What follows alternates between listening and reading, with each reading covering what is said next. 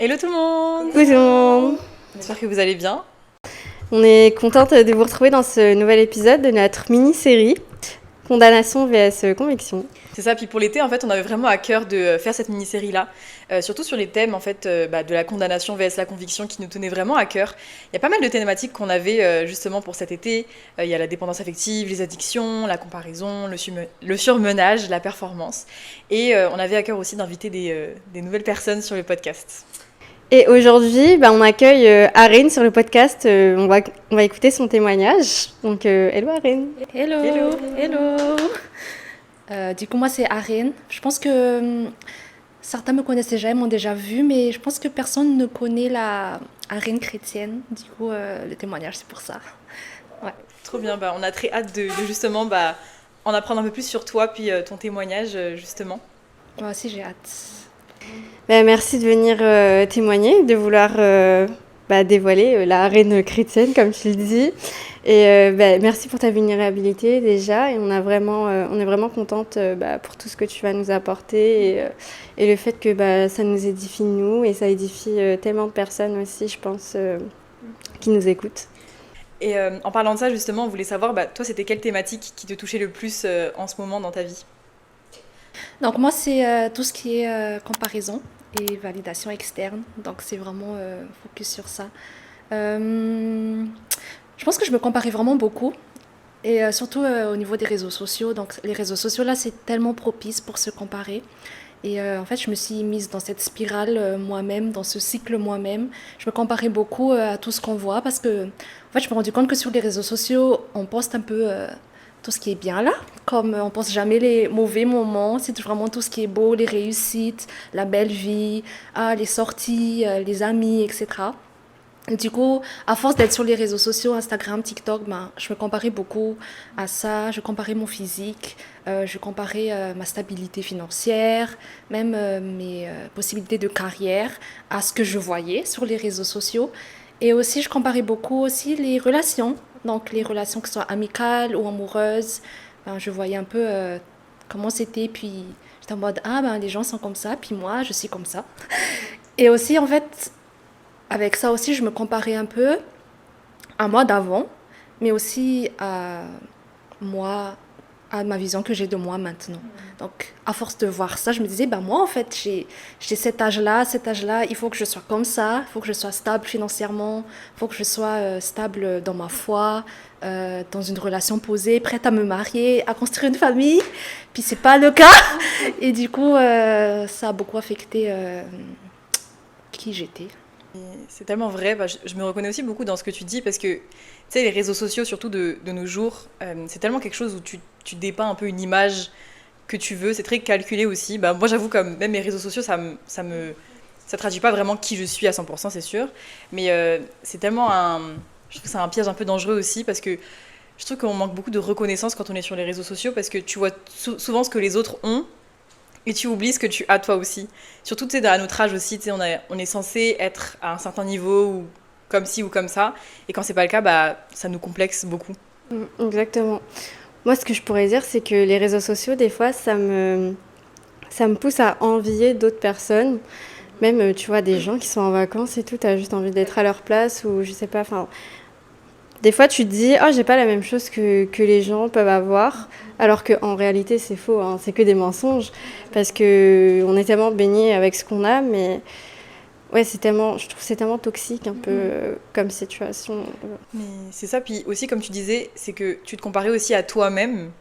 Donc, justement, est-ce que tout ça, toute cette comparaison que tu avais, c'était quoi l'impact que ça avait sur la perception que tu avais de toi? Ouais. Du coup, beaucoup de perte de confiance en moi-même déjà. Et je savais pas qui j'étais. Honnêtement, je savais pas qui j'étais en fait. Je mettais ma validité dans les hommes, dans tout ce qui est relations. Et je savais pas en fait qui j'étais, mon identité. Je me perdais vraiment, perte de confiance, je savais pas. Euh, qui j'étais en fait, qui était la Arine en dehors des relations, qui était la Arine en dehors des hommes, qui était la Arine en dehors du travail, de l'entourage. Je ne savais pas du tout qui j'étais, mais je continuais à apparaître parce que je me suis dit, c'est ça qu'il faut faire. Il faut paraître, il faut poster la belle vie, il faut poster la Rihanna Clean Girl, tout va bien. En fait, non. Et du coup, je me suis perdue moi-même et je me suis aussi éloignée de Dieu parce que, en fait, quand tu te compares, genre, ça t'éloigne de où Dieu veut te ramener. Et ça, je me suis vraiment rendu compte que j'étais éloignée de Jésus. Et puis, je le trouvais injuste même, vraiment. Je me suis rendu compte que je le cherchais même plus parce que pour moi, en fait, le but, c'était de chercher la validité des autres. Pas de chercher Jésus, pas de chercher qui il est pour moi. Et du coup, je me disais, mais en fait, Jésus, t'es pas là dans ma souffrance. Tu n'es jamais là, en fait. Tout est injuste. Genre, tu me donnes pas ce que je mérite, etc. Et ouais, c'est ça, c'est vraiment perte de confiance. Puis aussi, je changeais beaucoup qui j'étais pour m'adapter à ce que je voulais que les gens me voient. Donc, je faisais ça parce que je me disais, ah, si je fais ça, bah, les gens vont me voir comme ça. C'était pas vrai. Si je fais ça pour la gloire de Jésus, c'était comme, je fais ça parce que les gens me voient de cette manière-là, etc. Du coup, en fait, je me perdais moi-même dans cette spirale comparaison, validation. Et ouais, j'étais vraiment perdue. C'est ça, ouais. Moi, je te comprends tellement, parce que ça m'est déjà arrivé aussi à un moment de ma vie où, tu sais, quand tu es en recherche d'identité, enfin, moi, ça s'est plus manifesté quand j'étais plus jeune, genre adolescence, où tu veux tellement être validé par les autres qu'au final, tu fais des choses qui te ressemblent même pas. Tu veux juste ressembler aux autres, en fait. En fait, tu veux pas sortir du lot et tu veux t'inclure dans le monde, alors que dans ton cœur, c'est pas forcément ce que tu veux. Mais je pense qu'on a tous vécu ce genre de choses à un moment donné dans notre vie. Mais ouais, voilà. Tellement, puis, tu sais, comme ça me fait un peu de. Tu sais, dans ce qu'on se disait dans l'épisode, je me suis condamnée moi-même, tu sais, ça engendre aussi une honte. Parce que tu as honte de qui tu es vraiment finalement. Puis, qui tu es vraiment, c'est ce que Dieu a créé de toi et ce qu'il dit que tu es. Et des fois, c'est ça, en fait, on n'est pas assez reconnaissante de qu'est-ce que Dieu a fait de nous. Et on n'accepte pas cette identité. Puis, surtout dans le monde dans lequel on est, il y a tellement de choix d'identité. Enfin, tu sais, c'est tellement tu choisis ce que tu veux être, qui tu veux être. À tous les moments de la journée, tu peux choisir, tu peux changer. Puis c'est tellement dur de s'accrocher à quelque chose quand c'est tellement un monde qui bouge rapidement, qui bouge vite. Donc c'est vraiment hyper compréhensible. Puis tu sais, on a tous aussi ce problème de validation aussi, de comparaison. Et on veut aussi plaire aux gens. Et c'est normal en tant qu'humain, mais il y a quand même une solution derrière ça après. Justement, par rapport à ça, par rapport à toute cette comparaison, toute cette validation que tu avais, c'était quoi un peu les mensonges que tu disais toi-même et comment ça a impacté justement ta vie en général? Déjà, je me disais que j'étais pas assez suffisante, jamais suffisante, pas assez aimée, pas assez valorisée, pas assez écoutée, pas assez mise en avant. En fait, pas assez tout court, vraiment pas assez dans tout. Pas assez comme dans le succès, pas assez bien dans le physique. Et des fois, je me disais, j'étais créée. Je savais même pas pourquoi j'étais créée. Je n'avais pas cette idée dans la tête qu'en fait, Dieu, lui, m'a créée pour un but. Pour moi, bah, en fait, je suis juste là. J'ai pas été comme créée par Dieu ou quoi, parce que du coup, en fait, j'écoutais beaucoup les mensonges du diable qui disaient que bah non, tu seras jamais suffisante, tu seras jamais appréciée à ta valeur, etc. Et du coup, je voulais faire plus, toujours. Comme je disais, toujours vouloir faire plus. Il faut être sportive, il faut être esthétique, il faut être bien s'habiller, acheter des habits chers parce que c'est ça, que tout le monde met ça, etc. Puis en fait, au final, ben, j'étais même pas en paix avec moi-même parce que, en fait, quand on se compare, je me suis rendu compte que quand je me comparais à quand je mettais ma valeur dans comment les gens me voyaient, en fait, ça me volait juste ma paix à moi, genre, parce que c'était même pas qui je suis, en fait. Et en fait, le but, c'est d'être en paix avec toi et aussi être en paix avec Dieu, genre, comment Dieu, il te crée, c'est le but. Et moi, j'étais vraiment pas à ce stade-là, puis, ouais, c'est ça. En fait, tu étais un peu dans de la performance au final. Tu voulais performer pour atteindre un certain niveau. Bah, en fait, tu voulais atteindre un idéal, quoi. Et même, ouais, excuse. Et même des fois, je voulais aussi que les gens se comparent à moi. Comme, mais elle est comme ça, waouh. Ah, mais elle est sportive, elle prie. Genre, je publiais comme des posts, alors que parfois, qui parlaient de Dieu, parfois, genre, alors que j'étais même pas, genre, là, avec Dieu, genre. Et ouais, c'est ça aussi, je voulais pousser les gens à se comparer à moi, parce que moi aussi, comme je me comparais à eux, j'étais en mode, mais pourquoi moi aussi, je devrais pas être quelqu'un à qui on devrait se comparer, alors qu'en fait, c'est même pas le but sur Terre. Je comprends trop.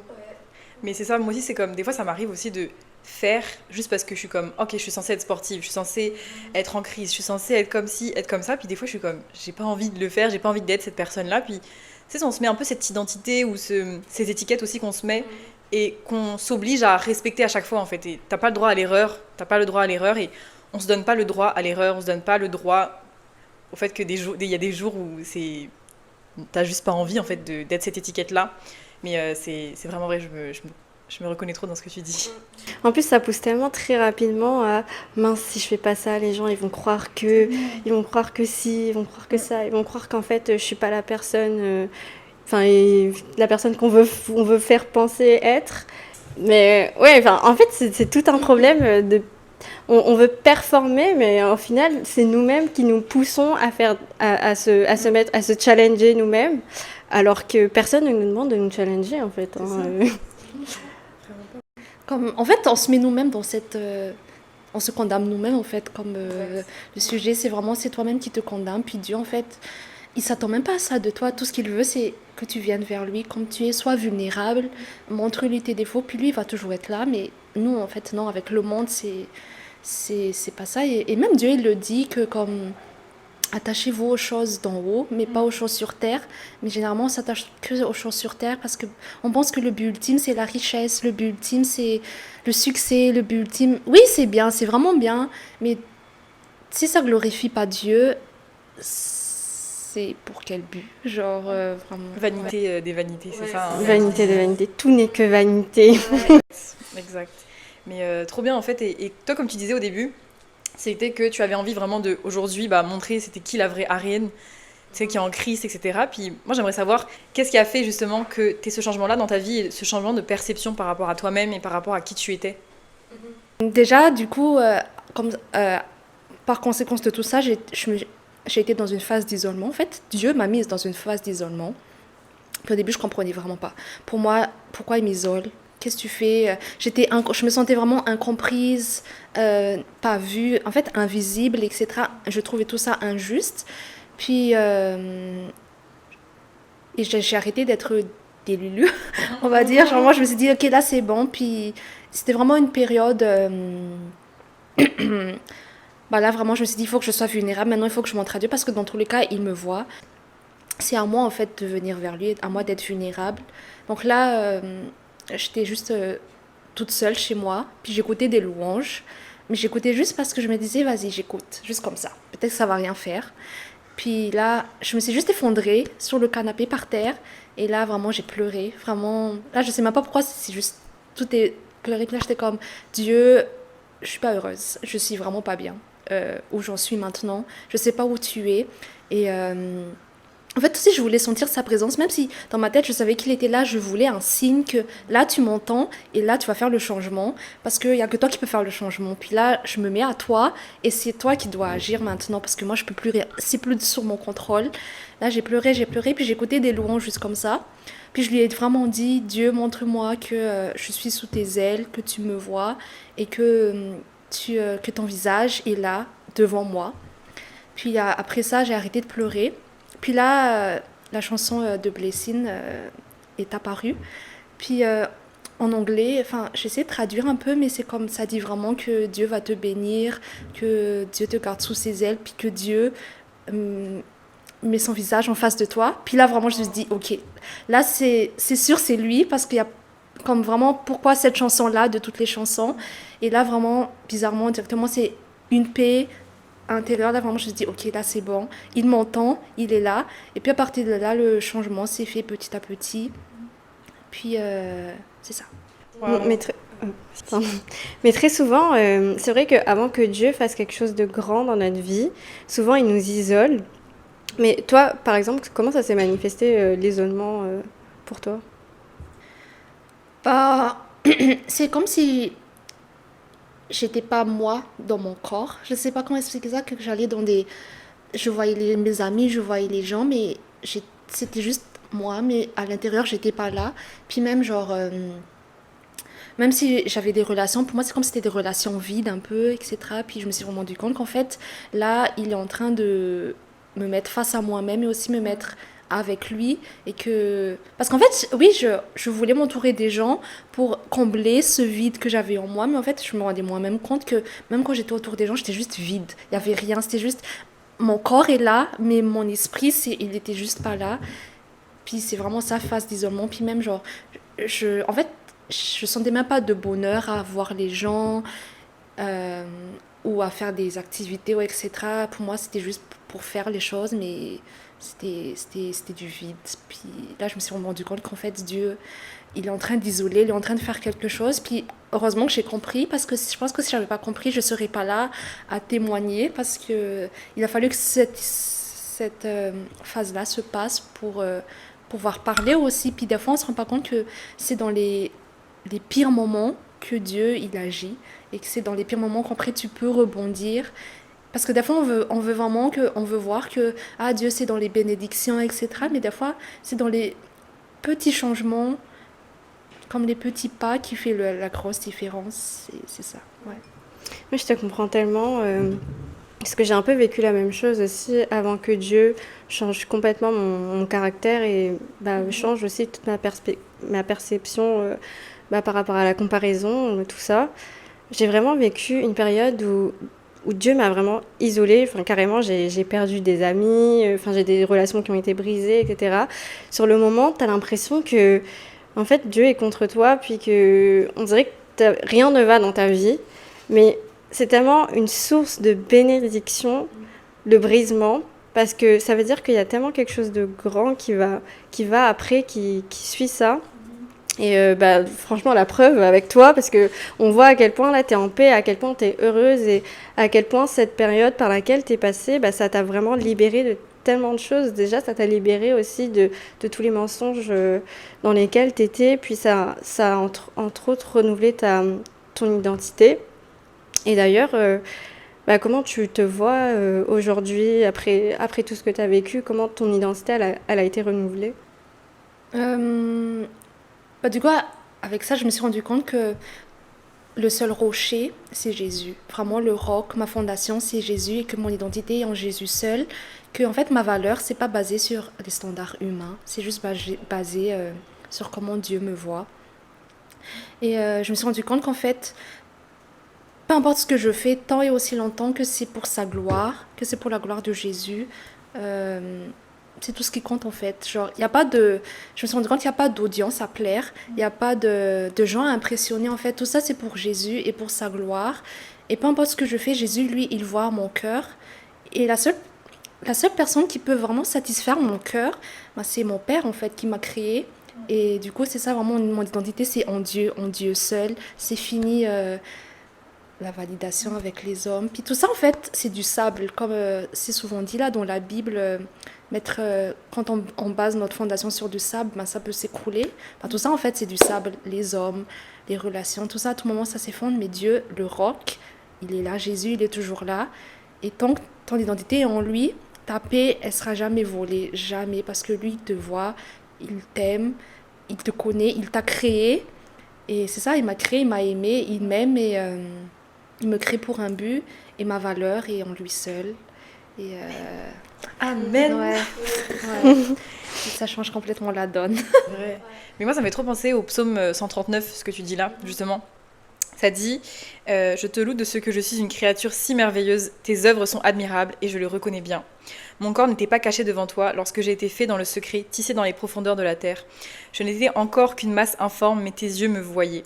Et sur ton livre étaient inscrits tous les jours qui m'étaient destinés avant qu'un seul d'entre eux n'existe.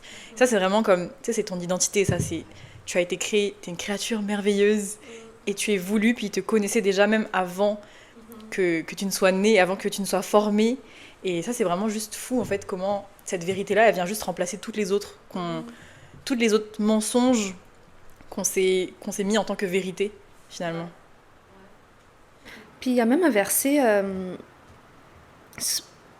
pour lequel qui m'a vraiment touchée. Je pense qu'on connaît tous un peu Romains 8, 28, que toute bonne chose concourt au bien de ceux qui sont appelés conformément à son plan. Mais il y a une suite derrière, genre verset 30. Puis là, ça dit Ceux qu'il a prédestinés, il les a aussi appelés. Ceux qu'il a appelés, il les a aussi déclarés justes. Et ceux qu'il a déclarés justes, il leur a aussi accordé la gloire. Et c'est ça, c'est comme, il te prédestine. Je suis prédestiné, je suis appelé, je suis déclaré juste et je suis glorifié en Christ. Donc, ouais. Ça, c'est Amen. vraiment... on l'est tous, en fait. On est vraiment tous. Puis, cette partie-là du verset, on le voit pas souvent parce qu'on focus beaucoup sur la première partie. Mais quand j'ai lu un peu, j'ai vu ça, j'étais comme, waouh, ouais, vraiment waouh, ouais. Mais maintenant que ton identité, elle a été renouvelée et que tu te vois différemment, parce que tu t'es saisi de la parole de Dieu aussi, comment tu vois Dieu quelle est ta relation avec lui?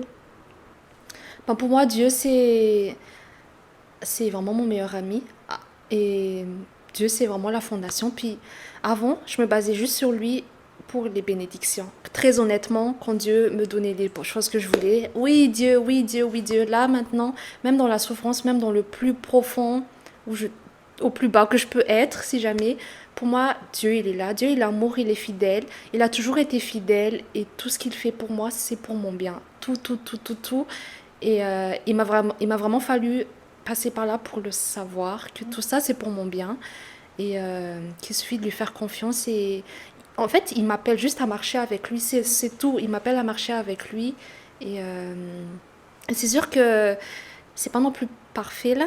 Oui, genre, mon identité est en Christ, mais ça veut pas forcément dire que tout va très très bien. Genre, je galère encore en tant que chrétienne. C'est pas forcément que je lis tout le temps la Bible ou quoi. C'est juste que pour moi, je m'accroche à la croix.